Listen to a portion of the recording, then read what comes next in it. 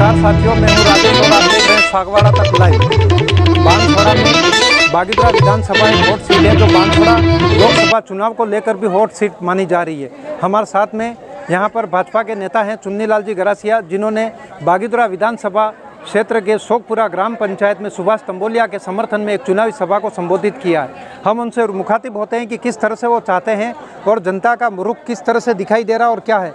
साहब, कांग्रेस पार्टी का किस तरह से लग रहा है रुझान, इस क्षेत्र में आप फील्ड कर रहे हैं, क्या लग रहा है? कांग्रेस ने तो अपने आप सुसाइड कर लिया, आत्महत्या कर ली।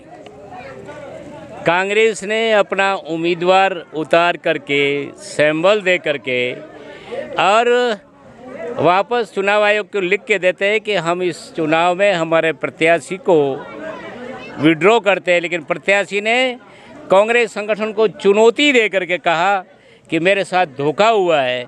जब आपको कांग्रेस का प्रत्याशी उठाना था तो मुझे चुनाव में क्यों उतारा?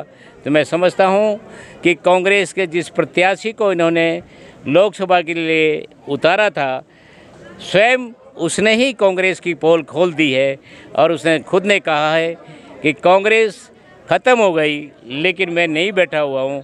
कांग्रेस के नेता कह रहे हैं कि हमें कांग्रेस को वोट मत देना, भारतीय आदिवासी पार्टी को देना।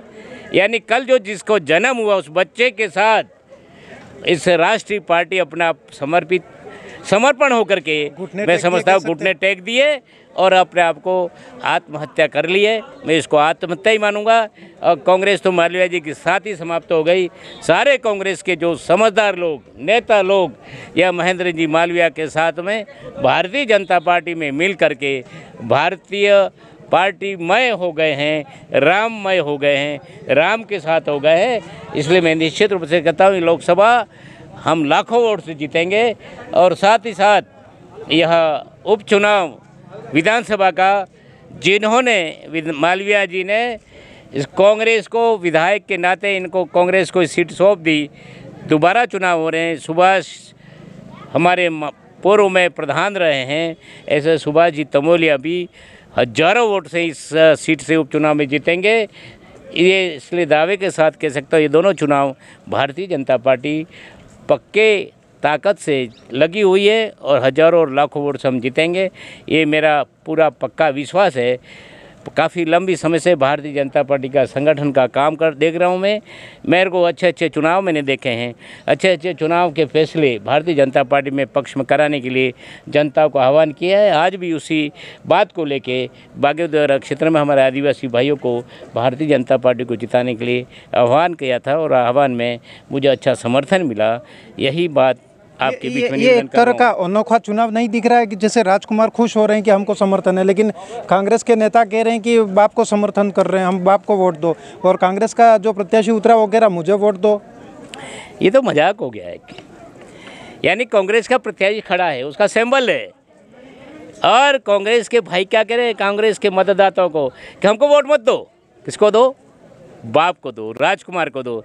अरे राष्ट्रीय पार्टी जिसका उम्र 100 साल ऊपर हो गई, वो पार्टी आज पागल हो गई है। पागल कांग्रेस के नेता पागल हो गए कि उनका कैंडिडेट होते हुए भी वो कांग्रेस के मतदाताओं को, कांग्रेस के प्रति समर्पित भाव रखने वाले जनता को गुमराह कर रहे हैं।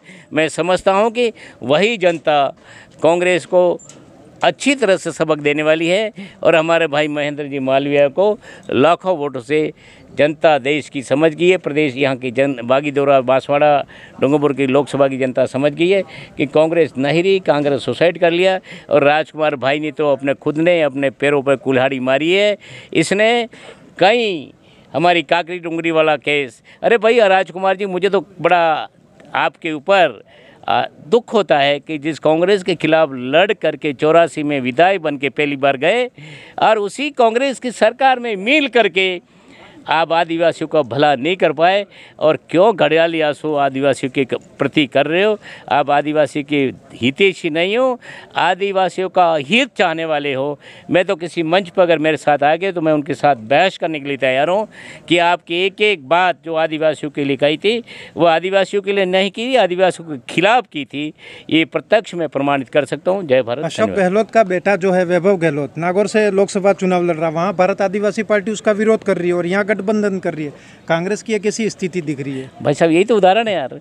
कांग्रेस पागल हो गई, कह रहा हूँ कांग्रेस पागल हो गई। अशोक गहलोत इनका मुख्यमंत्री रहा है, उसके बेटे के सामने भारतीय आदिवासी पार्टी चुनाव लड़ रही है और यहाँ उसी भारतीय आदिवासी पार्टी को समर्थन देने के लिए हमारे लोकसभा डूंगरपुर बांसवाड़ा के कांग्रेस के कार्यकर्ताओं को गुमराह कर रहे हैं। ये कैसी दोमुही बातें हैं। कांग्रेस के जो मुखिया थे वो उसके खिलाफ लड़ाई लड़ रहा नागौर में और यहाँ पे भाग ले रहे हैं कांग्रेस। इसलिए कहते हो ना, कांग्रेस ने सुसाइड कर लिया अपना। किस तरह से जीत का मुकाबला रहेगा यहाँ पे? या तो एक तरफा है। महेंद्र जी मालवीय भारतीय जनता पार्टी के सांसद के रूप में दिल्ली पहुंचेंगे, जनता पूरा समर्थन कर रही है। मंत्री पद फिर बैठेंगे यहाँ पे मालवीय जी बिल्कुल बैठेंगे भाई। जनता की डिमांड है ये। जनता की डिमांड। मोदी जी ने बहुत इनको एक प्रकार से आश्वासन दिया है और आश्वासन ही दिया है, ये टिकट दे करके एक प्रकार से उनको वरदान दिया है, यही मैं कह सकता हूँ। बागीधरा विधानसभा का रिकॉर्ड भी अब की बार कुछ अलग ही होगा। बिल्कुल अलग, ऐतिहासिक होगा। ऐतिहासिक। एक सवाल और है सर।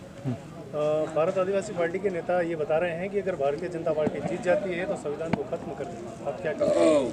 मैं तो एक बात के लिए नहीं कह रहा हूँ। ये पार्टी झूठ के आधार पर खड़ी हुई है और जो पार्टी झूठ के आधार पर खड़ी रहती है वो पार्टी का उसकी लंबी आयु नहीं होती है।